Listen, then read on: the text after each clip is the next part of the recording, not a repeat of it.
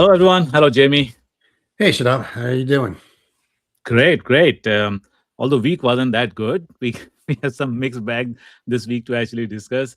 Starting with lots of conflicts, lots of the new data is coming out, not so great. But let's start with Anthropic and Pentagon. That battle has been brewing, and we got some news there, and how OpenAI also came in, but there's a lot of backlash. That Yeah, and dominates. speaking, yeah, I was going to say, and speaking of OpenAI, they launched GPT 5.4, so we'll talk about that as well. And lots of new numbers, as I said, are flowing in about the jobs, the layoffs, etc. So we'll talk about the overall job outlook and how the market is reacting. And it wouldn't be AI if we didn't talk about scandals. It seems like there's always something going on. So Meta is involved in let's say, a little scandal involving private footage that people are reviewing. So we'll go through all that and a couple of other topics during today's episode. Glad that I don't have the Meta AI glasses, so I'm safe on this one. But those who are not, keep listening. Stay tuned for a quick introduction. Greetings. Welcome to the AI Files podcast. If you're looking to stay up to date on the AI, this is the podcast for you. I'm Shadab Hussain. I'm the director of AI at Microsoft, and I'm your co-host. Hello, everybody. Jamie Basilico, as you know already. I'm the other co-host here for the AI Files. My day job is a data and AI technical specialist and architect. And as a reminder, please note this is not an official Microsoft channel, so the views and opinions expressed by myself and Shadab are our own and do not represent the views of Microsoft. Okay. So, Jamie, this week, let's start with the thought of the week. And I came across, this is something not new, but it was a interesting quotation, which I thought that I think it brings a good thought, actually, to discuss. So this is from Chamath Palihapitiya. It's a tongue twister, hard to say his name, but he's a he's a known venture capitalist and the entrepreneur. So he's well known in the circle. And he was talking at iConnection 2023 event, and he talked about this quotation where he says that, quoting him, the people and the person that invented refrigeration made some money, but most of the money was made by Coca-Cola, who used refrigeration to build an empire. Unquoting. Basically, he's referring to how the AI is going to unleash the new opportunities where it's not just the model builder primarily, like not just the OpenAI and Anthropic and others, but that's just a beginning. It's like he's drawing an analogy to the refrigeration, which was invention, changed the game, and those who built the refrigeration made the money. But the most was actually the opportunity that created for the others, like Coca-Cola. Nobody's going to drink a hot Coke, right? I mean, everybody wants. There would not be Coca-Cola without refrigeration. That is true, and I think probably a lot more. Would not be possible without refrigeration. So he's comparing that with the what is happening with the Gen AI, that there is a lot more opportunity for others beyond the model developers to actually build and harness the potential there.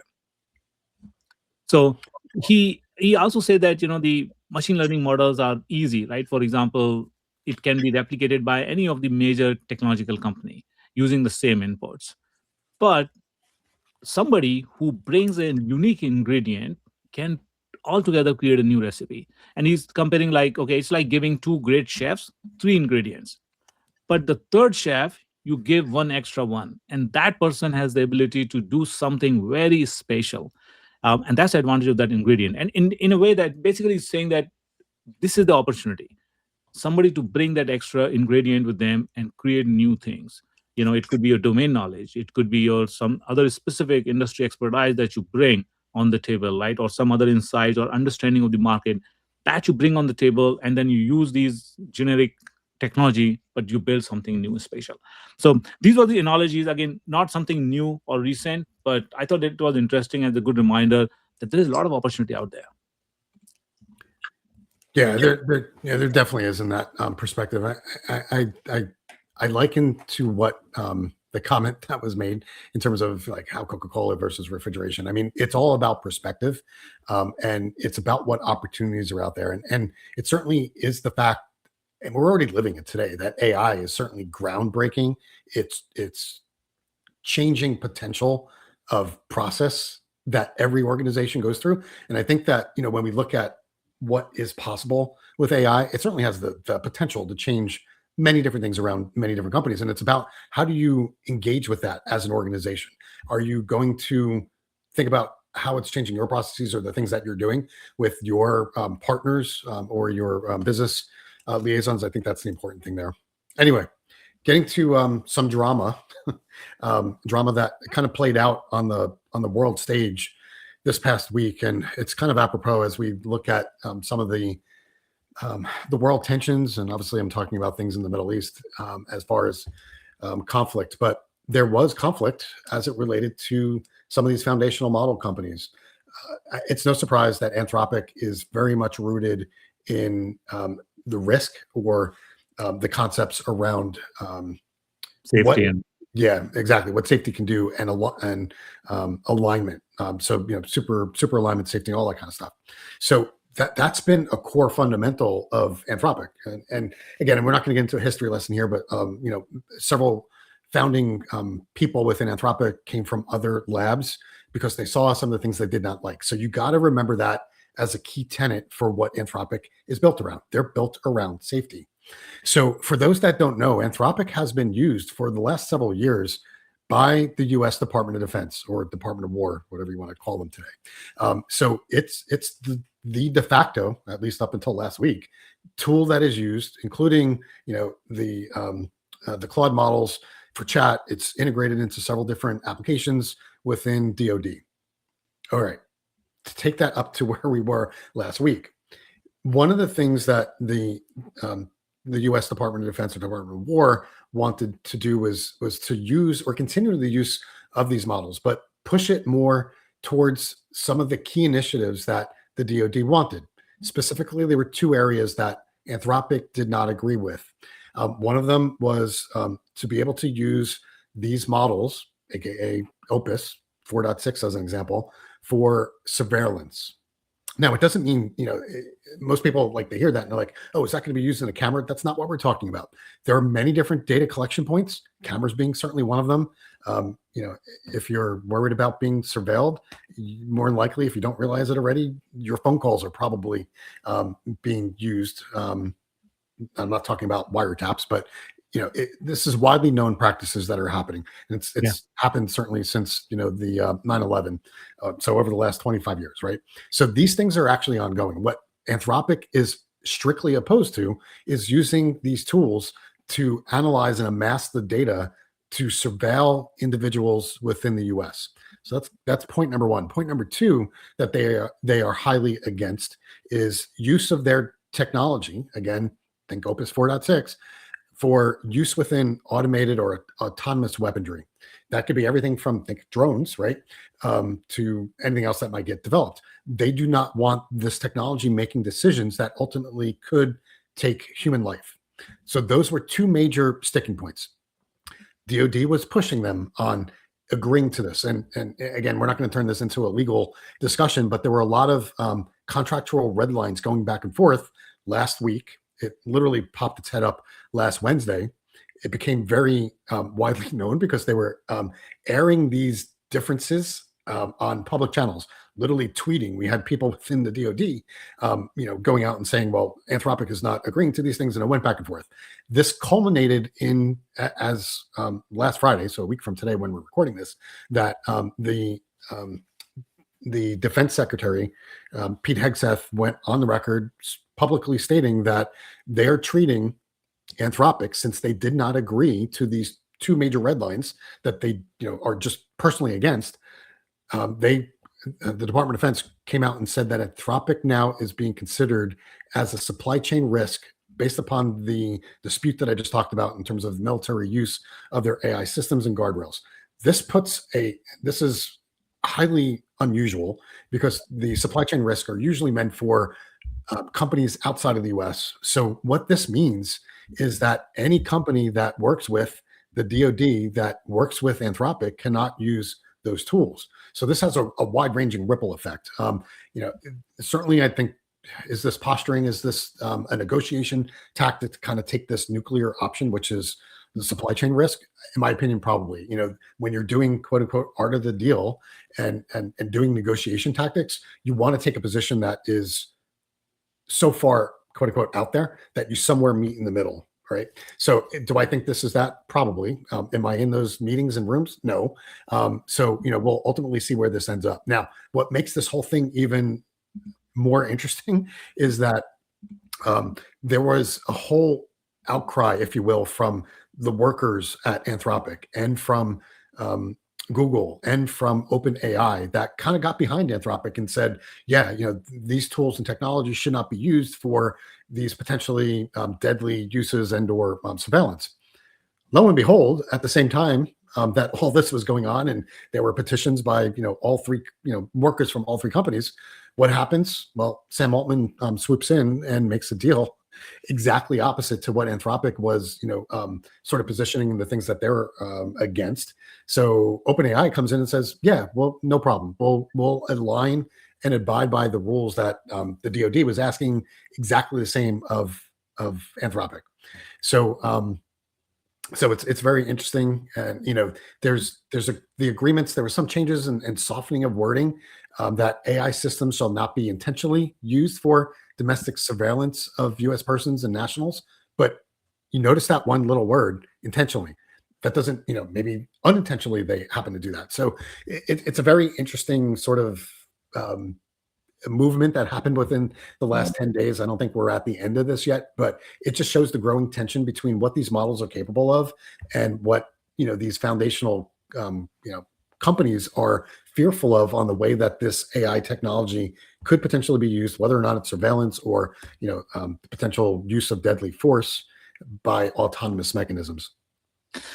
Yeah, this and this was a developing story last week. Also, I covered part of it. But end of the day, Anthropic got blacklisted. But I also feel that, Jamie, that they were not necessarily a loser, because I think they gained a lot, right, in terms of the goodwill. Because honestly, the mass surveillance part, I'm very concerned about as well. And one of the example that surveillance is, in fact, this was given as an example how the AI will be used is basically to analyze people's social media profiles, etc., and create a profile based on that, right? And that's what one of the things that's what the surveillance is also going to refer to. So the calls could be one example, but the other is like social media. People are very active, and it's a major problem. The other thing was that they say that the AI is not reliable enough for the full autonomous use, and it's not even a future. It is already being reported that the AI is actually already being used in the conflict that is going on today, right now, in the Middle East. So basically, I do admire the stand that Anthropic took, and a lot of people admire, and that actually started reflecting in all the uninstalls. People were pissed about what OpenAI did. It did look at them as, even Sam Altman say that, yeah, the optics is bad. It looked very opportune, etc. And there was like big surge in the cancellations, uninstallations, and then Anthropic became number one now. In fact, I also downloaded, and I saw that it was actually showing up number one. Number two is OpenAI, and I think number three was Gemini. Number four was Grok, things like that. So the reality is that we live in a world where people are very well aware. People have the opinion, and growingly, what I'm seeing is, Jamie, that there is a backlash building overall against AI in general, and particularly when the company take these, like the what Block did, right? For example, like, because of AI, we are doing this. This is not creating a goodwill, and I don't think we need these kind of stories right now, because that works against the industry. People are actually building the resistance against AI, to say. Yeah, agreed. Um, by the way, so just a quick clarification, because we have a lot of enterprise and corporate audience. Microsoft, Google, Amazon have they said that Anthropic Cloud will remain available to all non-defense customers. So that is still the case.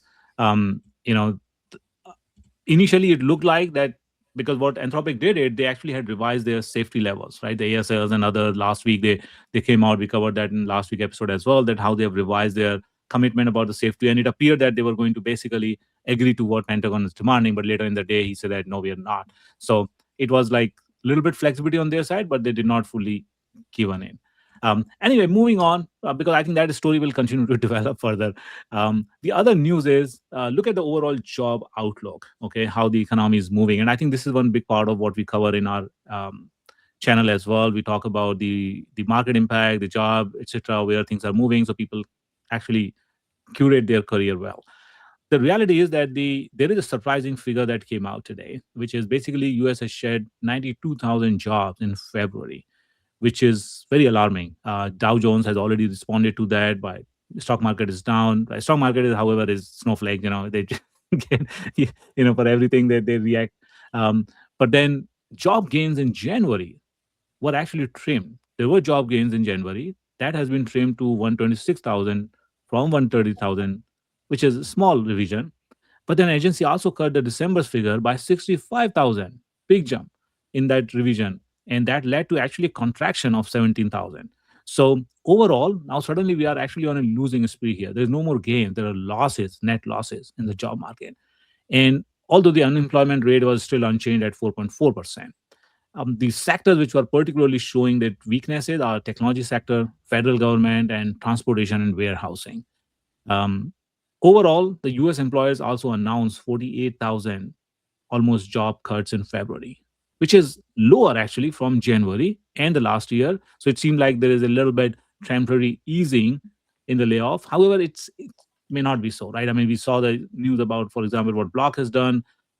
It's not the huge number, it's about how it is being done.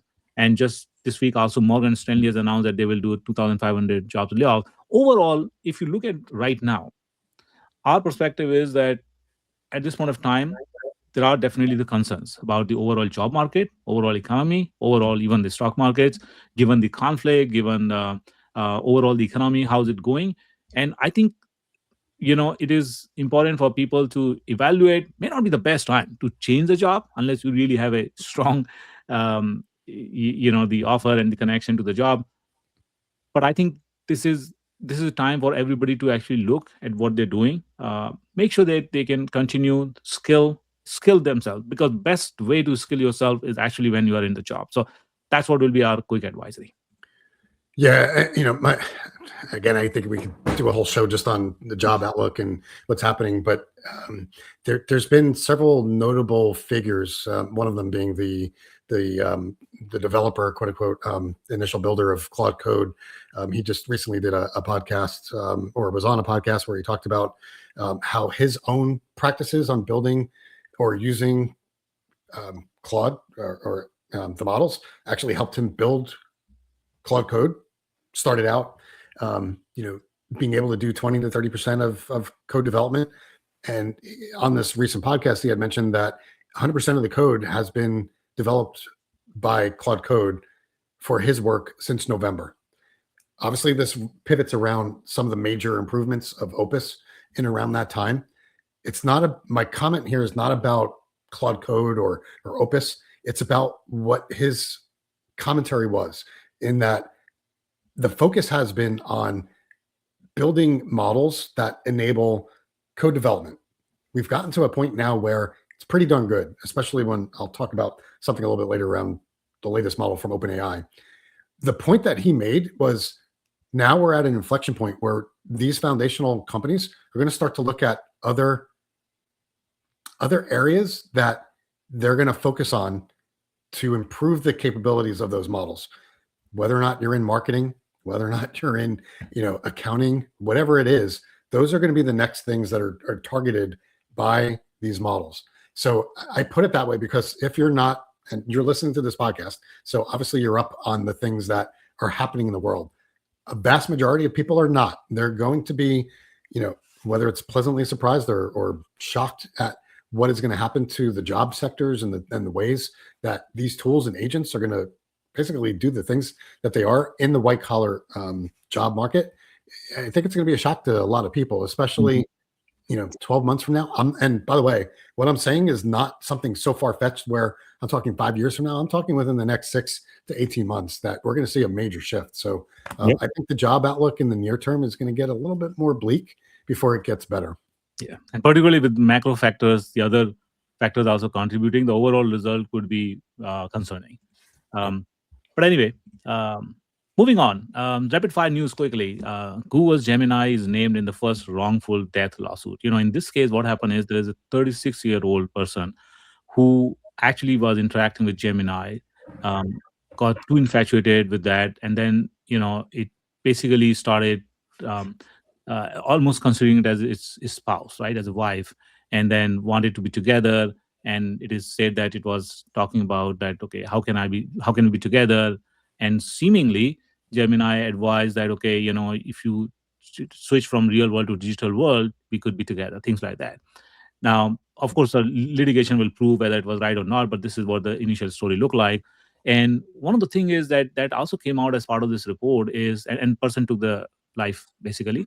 But one of the things that came out was that he had started interacting more with the voice. And one of the finding is that the researchers are now submitting a paper on on this is like psychiatry journal suggesting that moving from text to voice may further blur the perceptual boundaries between humans and AI chatbots. And I will say that it's so true because compared to when you type and work with ChatGPT or Claude, whatever, but when you talk, that reality actually blurs. In fact, the interaction become more personal. It goes longer, and it you start feeling your because we live in a world where we talk to people a lot online and phone, right? Not always sitting. So just hearing voice, it just gives a feeling that, oh, you're just talking to another person on the other side, basically. So that's concerning. A lot of people take it too seriously, I think. Anyway, moving on to the next one. Meta Ray-Bans smart glasses are sending private and intimate footage of people to data labelers in Kenya. This came out of actually investigation by Swedish newspapers, and they exposed that what is happening is that Meta is using the data labelers, a company Sama in Kenya, which is not a big deal. It's a normal thing. Data labeling is generally outsourced. But what is happening in this case? The data is basically the videos from the smart glasses that is being captured, and that is being shipped to the data labelers to basically label it so that it can be used for further training. Now that problem is that could be very intimate sometime, right? And people may not even know that this is actually being used. Who reads the terms and agreements, right? And some of these footages are being found as if people are basically going to the toilet or they are being naked. So it's very intimate, and that's obviously very concerning. I'm sure that most of the people are not aware of what it is, like what they're signing for when they're using these kind of devices. Yeah, it opens up obviously a whole bunch of can of worms on the ways that things are being used and potential misuse. I think that's more important on the misuse side. So anyway, real quick, as we mentioned already, or I did before, there's obviously a conflict right now in Iran between Iran and United States and Israel, as well as then some of the other countries in that area. But the Iranians are actually targeting some of the hyperscaler data centers in that area. And, it's, I think one would be, if you're not thinking that technology is part of war, you're probably naive.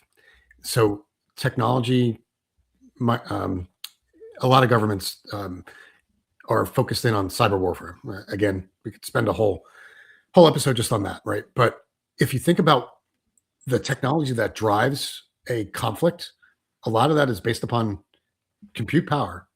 Where is that compute power in that region? It's in data centers.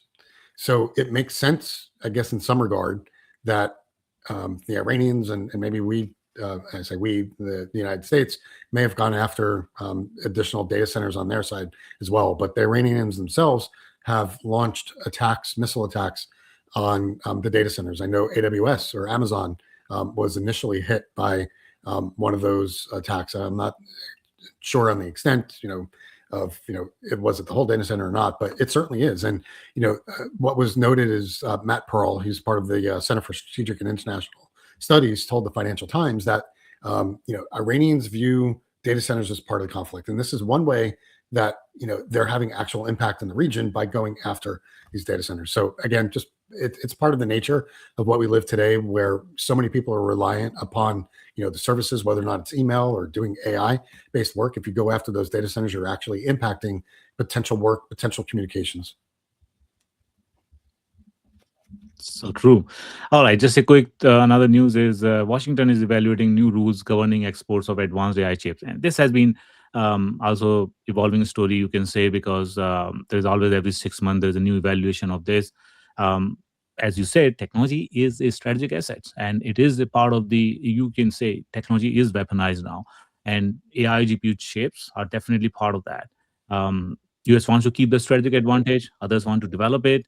And now US is actually looking at how we can basically govern this more, requiring all the foreign buyers to invest in US technology or meet additional security conditions. Of course, some country like China has already taken a step. They're basically cutting the reliance. So, which is what NVIDIA also argued, that these export controls don't work very well, because the others, they just start either illicitly acquiring these technology, or they start developing their own, in terms that it basically reduce their reliance on the US technology. So anyway, that covers our rapid fire. Yep. So getting into one of the launches, this is recent. So, again, this is being recorded on Friday. So less than 24 hours ago, OpenAI launched GPT 5.4. So what OpenAI is really touting here is that this is their most capable, most efficient frontier model, and it's really designed for everybody. So what it really means is it's bringing together the 5.2 reasoning model along with 5.3 codex into a single mainline model. It's also bringing in the capability of computer use as well into this single model. So this is really focused on knowledge workers, coding capabilities, reasoning, as well as then a platform for really agentic workflows. And as I said, it brings all of the different capabilities into one model. So it's already released to ChatGPT. I checked this morning, and lo and behold, it is there for me. So it shows up as 5.4 thinking. It's in the API that's released, as well as then created for both the Pro variants as well as those that may not have the Pro version as well. So as I mentioned before, this brings together the reasoning and coding capabilities of the models, and it's really meant for real life use. And I've gone to their website and I've seen some of the things. And a great example here is the ability for it to create real work, professional service or professional work level items. And a great example there is if you're creating a Word document, like if you look at what 5.2 could do, and I would argue is way better than some of the predecessors. But the ability for the 5.4 now to create well-formatted, well-structured documents is truly there. Does the same thing for spreadsheets, does the same thing for the ability to create PowerPoint. So from a task worker perspective, this model has greater ability to create those things. The other thing too, as I mentioned, the thinking or the reasoning capability, this new model can actually outline a plan up front, allowing you as a user to steer the response mid-generation based upon its ability to interact with you based upon this plan. The other thing too is, as I mentioned, native computer use capabilities. This allows this model to operate or enable agents to operate with your desktop, with your browser, and it does that through the computers. So it uses things like Playwright underneath the covers. So in reality, if you haven't played with this already, it allows these models to interact with your screen, do mouse movement, keyboard actions against that. One of the other things that is introduced here is the 1 million token context for Codex. Yes, this is still experimental, but this will allow these long horizon planning and execution, as well as then verification for these AI agents that you could build.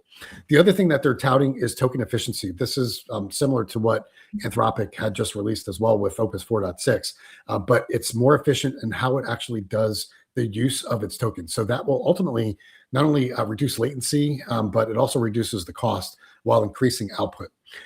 As I mentioned already, strong gains in benchmark, the knowledge work evaluation, computer use tasks. So any one of the benchmarks that you're going to look at, you're going to see gains where 5.4 outpaces basically the 5.2 and Codex 5.3. I think it's true with all of these frontier models as they go out, lower hallucinations than what you've seen in previous versions, as well as then lower error rates, which again just makes for better factual and more consistent output from these models.